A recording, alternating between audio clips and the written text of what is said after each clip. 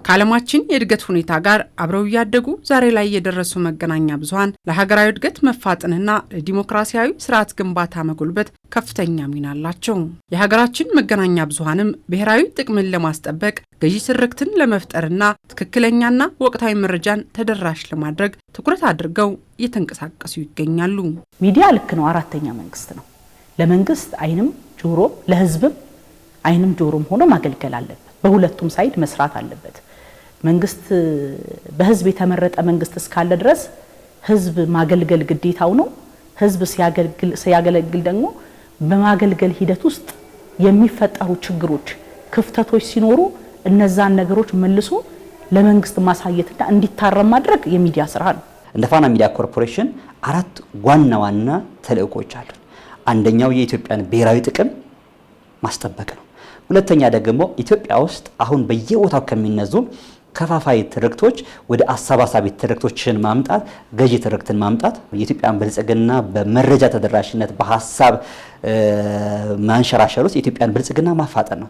አራተኛው ደግሞ ህብረ ብሔራዊ አንድነትን መገንባት ነው። በሚሰራቸው ስራዎች ሁሉ ፋና ከነኚህ ጋር የተሳሰሩ ስራዎች ግን ከአንዱም ጋር ያልተጋጨ ስራን ለመስራት ነው ፋና እየተንቀሳቀሰ ያለው እየሰራ የሚገኘው። የየዕለት ስራችንም ይሄ ነው። በዓላማ ውስጥ ሲሆን ቅድም የምናነሳቸው ጉዳዮች በሙሉ እዚህ ውስጥ ይመጣሉ። መገናኛ ብዙሃን ህብረ ብሔራዊ አንድነትን ለመገንባትና በእውነተኛ መረጃ ላይ ተመስርተው ህዝብና መንግስትን ለማቀራረብ ይተጋሉ።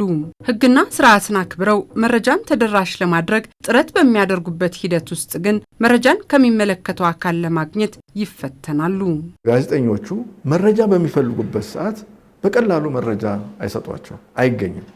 ለምሳሌ ከግብፅም ከሱዳንም ከሌሎችም አካባቢዎች ሆን ብለው መረጃዎች ሐሰተኛ መረጃዎች ሊለቀቁ ይችላሉ።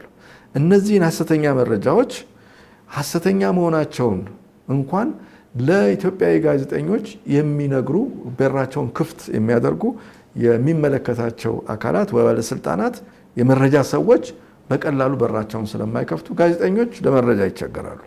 በዚህ መሃል የመረጃ ክፍተት እየተፈጠረ ብዙ ችግሮች ታይተዋል። በራቸውን ክፍት አድርገው መሰጠት የሚገባው መረጃ በአግባቡ መስጠት ነው።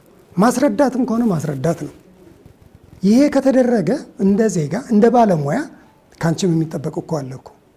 አንድ ሀገሬ ትወራለች፣ ሀገሬ እንደዚህ ሆናለች፣ እንደዚህ ምናምን ብለሽ ዝም ብለሽ ሀገርሽን ዝም ብለሽ አታሰጭም አይደለም። የሚመለከተውን ሀገር ልትፈልጊ ስቴጅ ግን በርሽ ዝግ ይሆናል። አንቺ እዚህ ጋር መረጃ ወዲያውና ወዲህ ለመፈለግ ስትሯሯጪ ውጭ ሚዲያ ላይ ታገኘዋለሽ የቤትሽን ጉድ። ቀድሞ ግን እያንዳንዱ መረጃ በግልጽ ቢሰጥ የውስጥ ሚዲያዎች ይፋ ቢያደርጉት የውጭ ሚዲያ ፍታዘጊያለሽ። የአንድን ህዝብ ባህል ልምድና ሴት ማስተዋወቅ፣ የመንግስትን ስራ ግልጸኝነትና ተጠያቂነትን ማሳደግ፣ የመልካም አስተዳደር ችግርና ሙስናን ማጋለጥ፣ የኢኮኖሚ ልማትን ማፋጠንና ውጤታማነቱን ማረጋገጥ ዋናው የመገናኛ ብዙሃን ተግባር ሆኖ ሳለ ተቋማት መረጃን ለመስጠት አሻፈረኝ ሲሉ ይስተዋላል። ይህ ተግባር ግን ተጠያቂነትን የሚያስከትል ነው። ተጠያቂነት አለባቸው አገልግሎት ሰጪ ተቋማት፣ የመንግስት ተቋማት መረጃ ለመገናኛ ብዙሃን መስጠት መቻል አለባቸው። ራሳቸው ማሳየት መቻል አለባቸው። ይሄ አንደኛው ዜጎች መረጃ የማግኘት መብት አላቸው። ሚዲያዎች ደግሞ ያንን የማድረስ ተልእኮ አለን። የተቋቋምነው ለዚህ ነው። ተቋማት በራቸውን ክፍት ማድረግ አለባቸው ለመገናኛ ብዙሃን። ለዲሞክራሲ ስርዓት ማበብ ትልቁ መንገድ ሊጫወት የሚችለው ሚዲያ ስለሆነ ሚዲያውና መንግስት ተቀራርቦ ነው መስራት ያለበት። ሚዲያና መንግስት ተቀራርቦ ሲሰራ አንደኛ ኮራፕሽን የሚባለውን ትልቅ በሽታ ትቀንሻለሽ። ቢያንስ ባታጠፊው እንኳን ትቀንሻለሽ። የመልካም አስተዳደር እጦትን ባታጠፊው እንኳን ትቀንሸዋለሽ።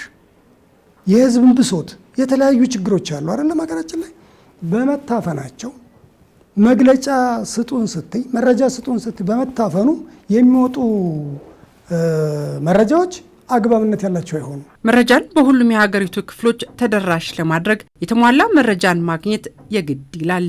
ተቋማትም መረጃዎችን ቶሎና በተፈለገው ጊዜ ከመስጠት አኳያ እና ተገቢ በሆነ ሰው ደግሞ መረጃው እንዲሰጥ ከማድረግ አኳያ ያሉ ክፍተቶች አሉ። ያንን በጋራ ሆነን እየደፈንን መሄድ መቻል አለብን። ያንን ካደረግን የተሟላ መረጃ የሚያገኝ ማህበረሰብ፣ በመረጃ የበለጸገ ማህበረሰብ ያለው ሀገር በኢኮኖሚውም፣ በፖለቲካውም፣ በዲሞክራሲውም በሁሉም ረገድ ጠንካራ እየሆነ ይመጣል። እዛ ላይ በስፋት መስራት መቻል አለብን። ሳንመረምር ባላንስ ሳናደርግ በደንብ ማጣራት ያለብንን መረጃ ሳናጣራ ስንለቅ ለሀገር ደህንነት፣ ለሀገር ሉዓላዊነት እንቅፋት እንሆናለን። ስለዚህ የኛ መቆሚያችን ዋናው መቆሚያችን ማዕዘኑ የኢትዮጵያ ብሔራዊ ጥቅም። እነዚህ ከተሟሉ ደግሞ ይታወቃል ኢትዮጵያን እንዴት እንደምንፈልጋት፣ ምን አይነት ኢትዮጵያ ናት በጋራ ምን ገነባት።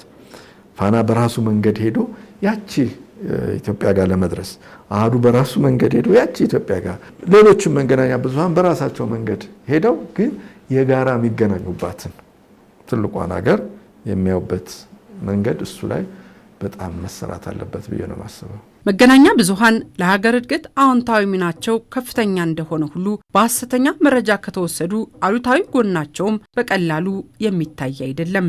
በመሆኑም የሚመለከታቸው አካላት ለመገናኛ ብዙሃን ትክክለኛ መረጃን በመስጠት ለጋራ ሀገር በጋራ መስራት ይጠበቅባቸዋል።